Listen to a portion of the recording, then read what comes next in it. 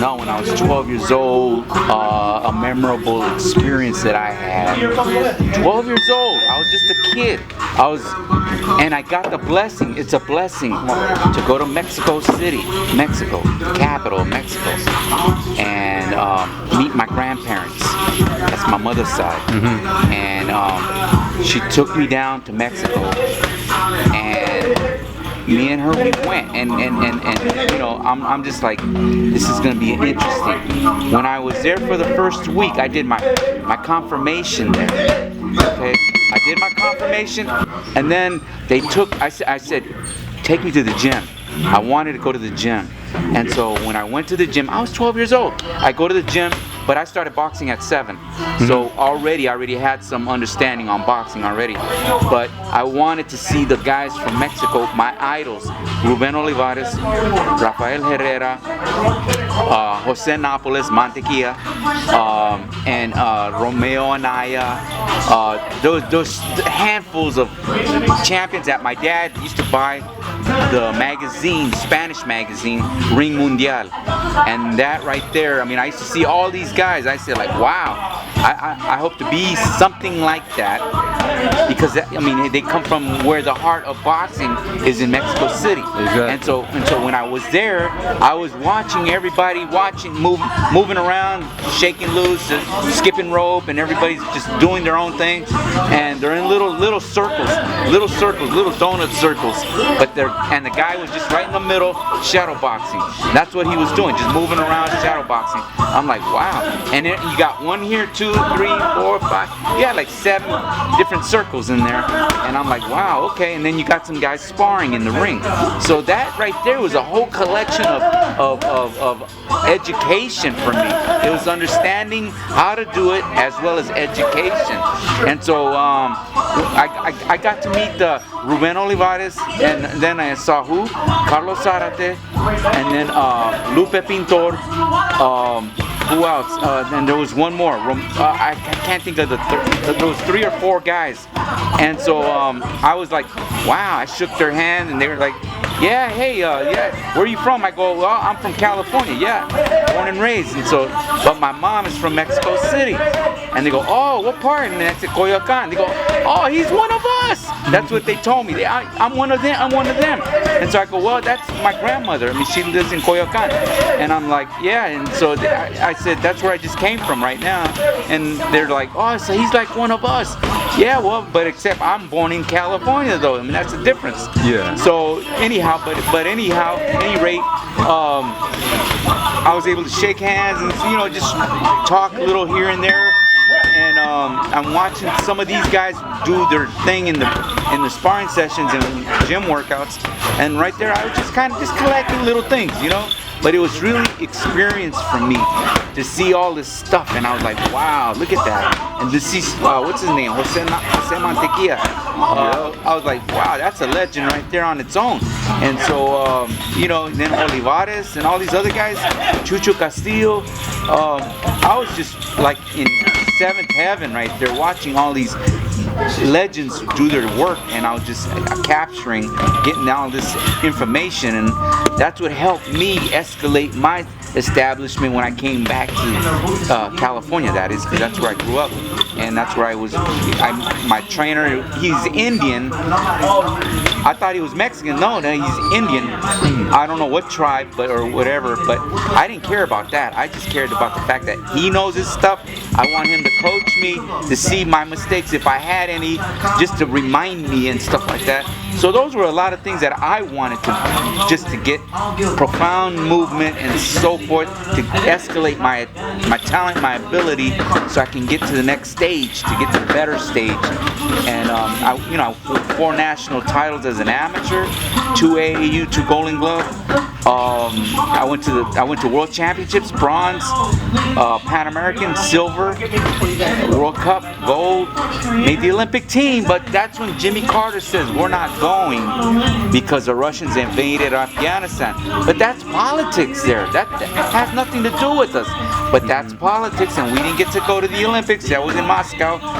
That was 1980, and so I said, enough is enough. I'm going pro now. Once the Olympics were done, I'm not going to wait for 84, even though they were in LA. That's my hometown. But I just said, hey, I don't care. I'm going pro because time is valuable. And the age factor is valuable. Once you hit a certain stage in your life, you gotta go pro. Otherwise, pro is gonna leave you behind, and you're gonna be just a pigeon for whoever wants to make some money off of you. Yeah. That's why I had to go pro right away. Right after the 80 Olympics, I said I'm going pro, and that's what I did. And I captured my title, the one that I wanted, around my waist for my dad, who was hoping that one of his 3 sons would make it happen. The first one didn't do nothing. The second one got this close. He fought Lupe Pintor for the world title, but didn't make it. I mean, they went 15 rounds, but it just didn't happen, you know. But I said, don't worry, man. I'm gonna get it. And so, you know, and lo and behold, I captured it. I mean, who would have thought? I just said it just to cheer him on, right? But the thing is, I mean, it happened. I was able to capture that title, and I'm like, you know, it's for my parents. It's for my parents. They worked so much for me. They did so much for me. You know, fed me, gave me clothes and what have you, helped me grow as a young man and what have you. And you know, and so that's why I cherish everything I did in the ring for them, because they're the ones that are responsible for me to develop as a young man. And that's part of a culture that every young man should appreciate their parents, if they are like the ones the way that I have. You know, they take care of you. You give back in a certain way. Doesn't mean you can be a boxer. You can be a golfer. You know, be a Tiger Woods. Be a tennis player or be a baseball player. My son could have been a baseball player because he was such an athletic talent, but when you catch up with girls, I mean, the girls will take you away from anything. Everybody has a certain way of lifestyle that may take you through different paths in your life, but in my case, I'm still here in boxing. I feel blessed because I'm still in boxing, being able to look at different talents, watch them, and I can read different talents as well. See what this guy might need, what he might need. If I was to compete against this guy or that guy, I would be doing this, doing that, whatever. Everybody's got their own array of mindset of talent, their caption of what they believe they should do, tactical wise or what have you. But you know, I'm just looking for the next superstar. I got my boss 2 of them. Carbajal de la Hoya. 88 Olympics, 92 Olympics. Now he's hitting me for 1 more, so I'm like, that 3rd one is not gonna be easy. But I know it's gonna come like a surprise. That's how I feel. My boss likes Olympians.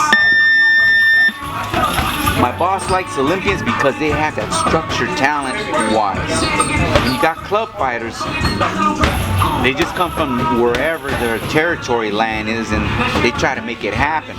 And that's usually what happens when you find somebody that comes from wherever and they go to the Forum of Inglewood. They always go to the Forum of Inglewood.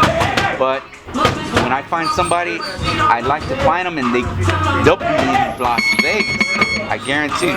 And that's what my boss wants. 1 more superstar, if I can find them. I said, I can find 1 or 2 or 3, but the thing is, I gotta be picky. I can't just pick anybody, because you can't say that one's gonna be it or that one's gonna be it. No. You gotta pick a special one that really I have to look at their DNA, practically their DNA, but that's not the way to look at it. I gotta look at their tactical movement, their structure. When I see it, then I can really start getting a little more understanding on their creativeness, their gravity of boxing.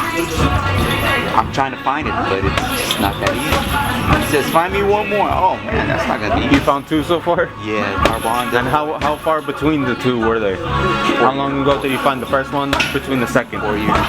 4 years. Yeah, for those 2.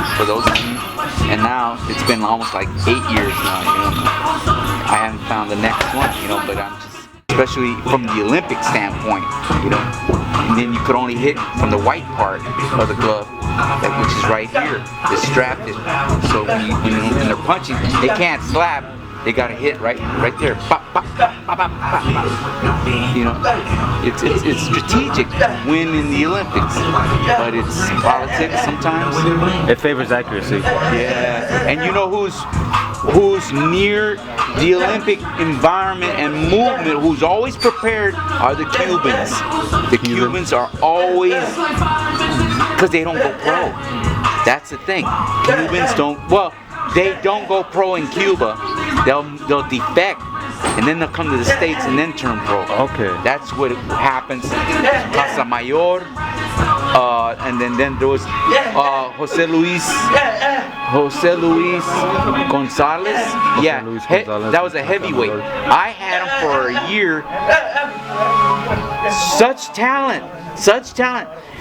But outside the ring, at home, I caught him once. I go, hey, let's go run. No, and he then pulls out a freaking cigar. I said, what are you doing with a cigar? Oh. And I'm like, this isn't dedication here. My boss wants me to find him the next superstar heavyweight. How can you find a heavyweight with a cigar in his hand and he's puffing on it? Yeah. I said, I went back to my boss. I said, let him go.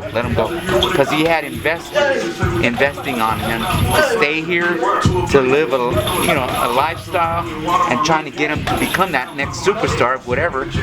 But when I saw that cigar in his hand, this guy's not for real. He's just imitating. He's living a dream, but it's not for real. It's just a fantasy. And I said, nah, this guy's not for real, you know. I said, get rid of him. And then they did. And then who got him? Somebody else got him. He fought Shannon Briggs? No. Somebody. He fought and he gets knocked out.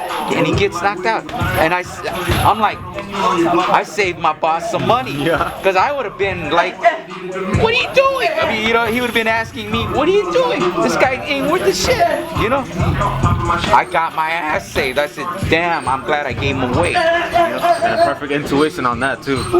I was like, damn, I got lucky because I told him get rid of him, and he was like, a lot of people want to invest money in him, and I'm like, you're talking a lot of money, you know, if he's a winner. But he got knocked out, and I'm like, oh shit, I saved my life, you know, I saved my position in my job. So, you know, I mean, I'm still looking for that. One more. I think, but you know what? I'm looking and I'm saying, if I can find one more, I know I'm gonna find 2, maybe 3 if I'm lucky. Because it's a generation. Yeah, that's what it's all about. The next generation it's coming. It's developing. It's coming up. And I'm like, wow. You never know. Hey, Gio, we're looking at you then. You better get on it. Hopefully I can capture your biggest accomplishment. Then I would be running after you saying, hey man, I got the guy for you to pro with, you know? Alright. So anyhow, I gave you a little quote story on my